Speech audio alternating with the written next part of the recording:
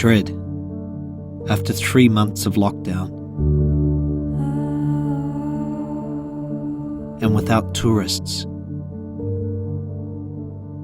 What's it like? Venga, let's go. It's 3 months since Yoly and I have been into the centre, and we're heading into the Puerta del Sol, the tourist centre, the historic centre of Madrid. This is the first time in modern Spanish history that there are 0 tourists in this country. Say, we haven't been here since late February. I don't think I've been in the Puerta del Sol, and normally at this time of year in June it would just be packed with tourists. So it's funny, it's super quiet.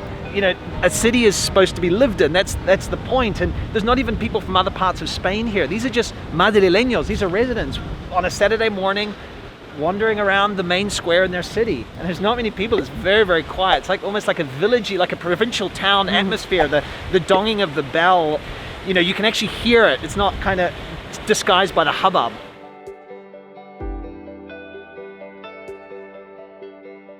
It'd also normally be, where are you, Yoly? It'd almost normally be a lot of taxis here, a lot of traffic moving people around, and it's just, the streets are quiet. This is the 0 point in Madrid where all the main roads are measured from. And normally there's a queue of tourists waiting to queue up to stand on it, because if you stand on it, you will return. But there's nobody. Nobody's even looking at it. There's nobody around here. So I guess if you know, from 1 July tourists can visit, there's going to be less queues. That's for sure. There's going to be less queues.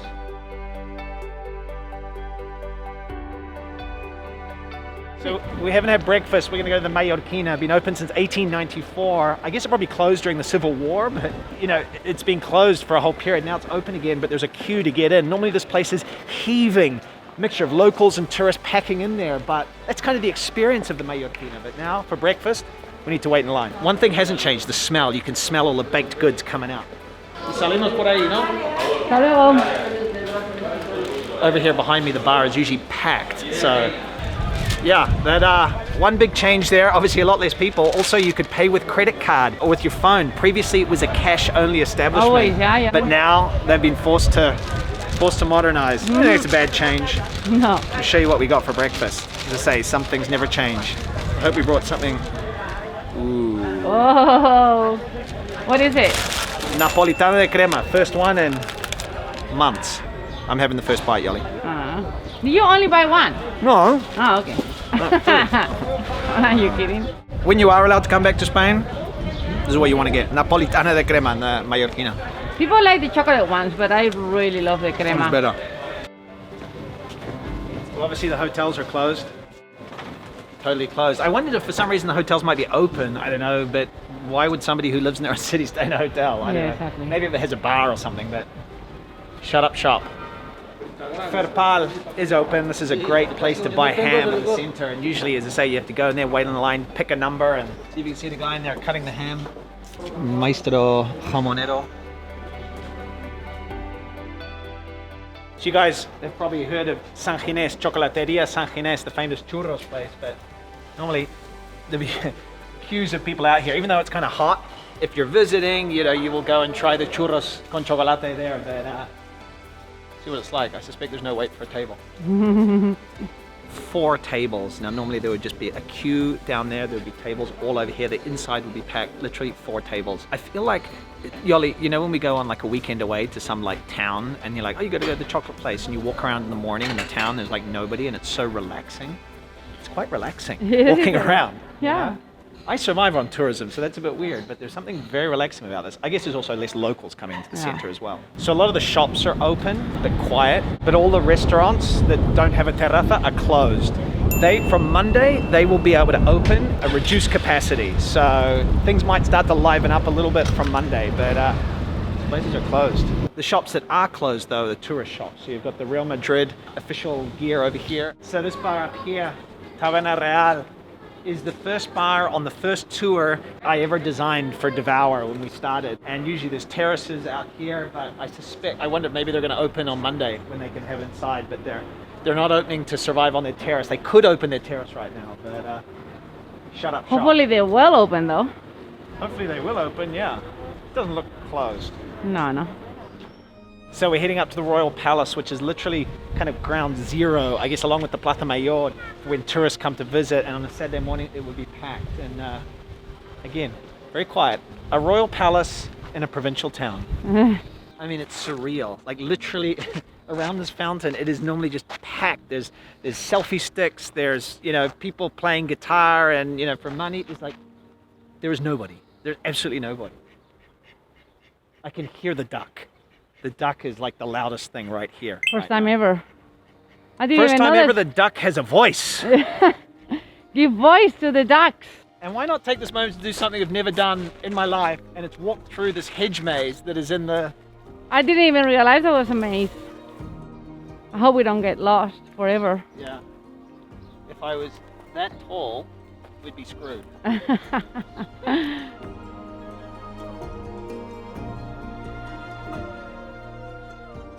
So I've spoken to friends who live in Barcelona, was just saying that the Gothic quarter, which is normally, you know, like here, packed with tourists, is you can ride your bike through it for the first time that since they've ever known. Might be it's amazing. like, yeah, it's like taking a walk through this magical place, and it's so silent.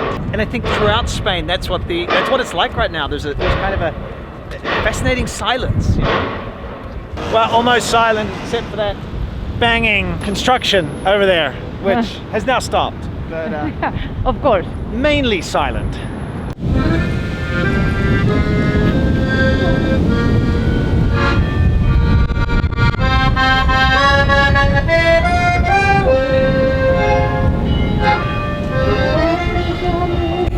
So I read a lot of old books of when people traveled to Spain, you know, 50 years ago, 100 years ago. And I guess it feels a bit like that. Like, you know, if you were here 60, 70 years ago and you walked past the palace, there weren't tourists. So, you know, and I kind of dreamed what it must have been like to be a tourist back then when you were just one of few rather than one of many. Tourism opens on 1 July into Spain, depending on the country you're coming from, and there'll be certain rules. But would you want to come? And it's almost like, as long as you feel safe, this might be the most unique moment to come, whether it's, you know, August, September, because there's just going to be so few of you, and so you get to see these places on their own. It's like if I blinker my vision, there's nobody in front of this building for the first time, kind of like ever, you know? And that's kind of, if I was visiting a country, that's a pretty unique experience to have. So this year might be kind of a magical time to visit. There you go. But yeah, I've had a few emails from people who've been like, should I visit? You know, should I visit in July, September? And it's like, I don't know. If you feel safe, I would say go for it. Make sure your tickets are non-refundable. Sorry, the other way around. Make sure your tickets are refundable. So this place, El Anciano Rey de los Vinos, is a bar that I love. If you've been to Madrid, you know it. I spoke to the owner. She said they're looking at opening in July. So they're going to wait a little bit longer, let things calm down. And maybe, hopefully, obviously, they're right by the palace, so that's when tourists will be starting to come. But let's go up to the Plaza Mayor.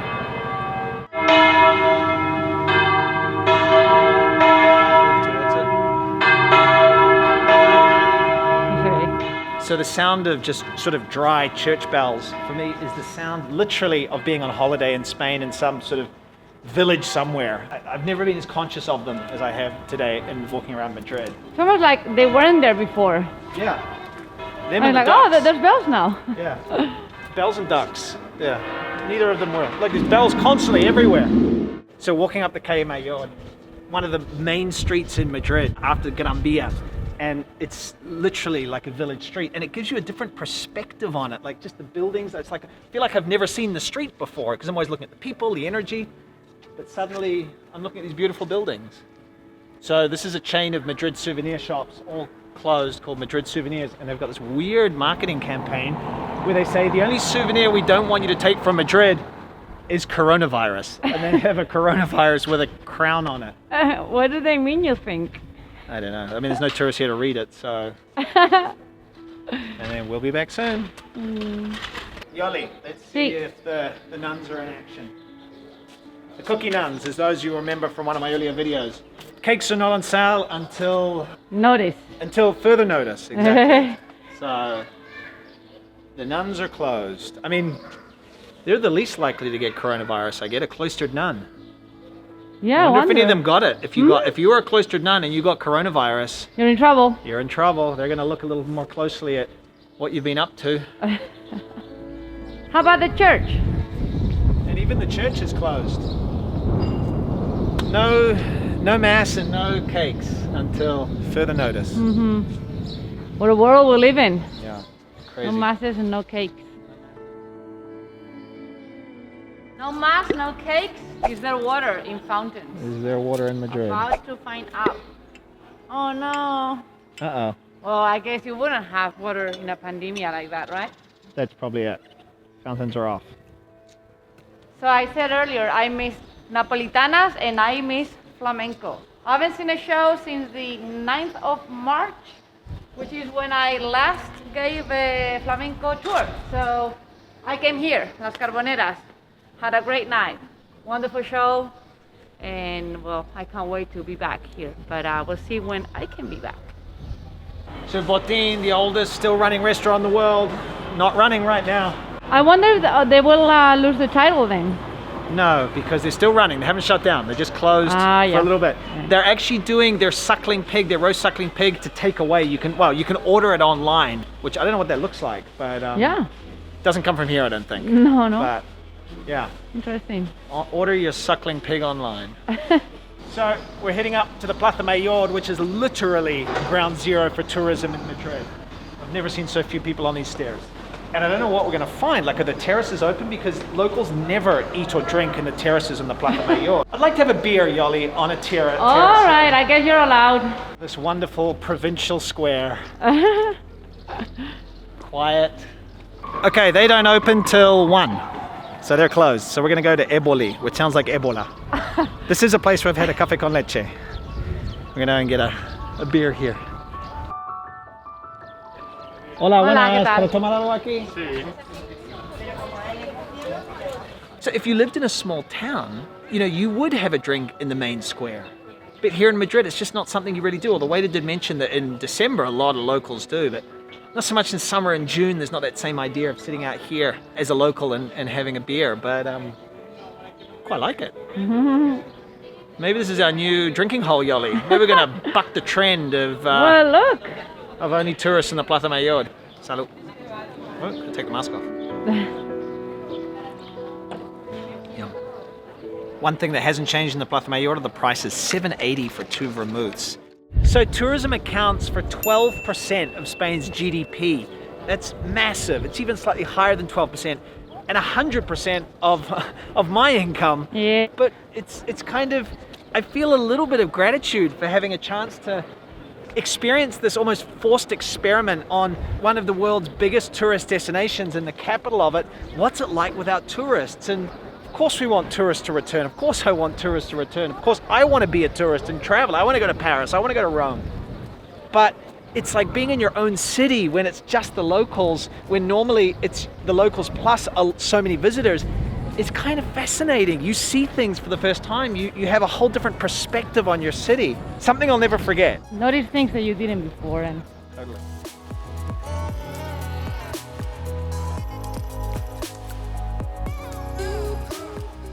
If you're thinking of visiting Spain, whether this year or maybe not till next year, and you want to start getting inspiration and start planning, click this playlist that's over here. That'll be a bunch of videos that we've made that will really help you explore and experience this country like a local. We'll see you over there in the next video. Ciao.